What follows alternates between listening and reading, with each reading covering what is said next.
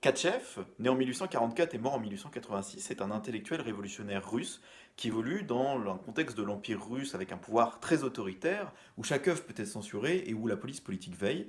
Katchev a d'ailleurs été emprisonné plusieurs fois et a connu des périodes d'exil. Il défend très vite l'idée que la vie économique est basée sur l'exploitation du faible par le fort et est vu comme l'un des premiers à diffuser en Russie les idées de Karl Marx. Il évolue dans le contexte des années 1870, où les socialistes russes abandonne les idées de coup d'État menés par des petits groupes qui avaient échoué précédemment pour adopter une nouvelle stratégie qui consiste à aller vivre auprès des paysans pour leur amener la bonne parole et déclencher une révolution populaire beaucoup plus large, c'est ce qu'on a appelé le populisme russe. Katchev, lui, s'éloigne de ce courant qui de toute façon a globalement échoué et va réaffirmer des idées qui étaient plutôt mises de côté, notamment dans sa revue Nabat, des idées de prise de pouvoir par du terrorisme, des complots, des coups d'État menés par une avant-garde révolutionnaire. Il défend par ailleurs l'idée d'une révolution en Russie le plus vite possible, sans attendre le développement d'un véritable capitalisme, et il est en cela considéré comme un jacobin. Il est donc pas mal influencé par le blanquisme français. Par ailleurs, s'il veut mettre en place une dictature révolutionnaire pour apporter la révolution, sa vision de cette transformation révolutionnaire passe certes par la mise en commun des moyens de production économique,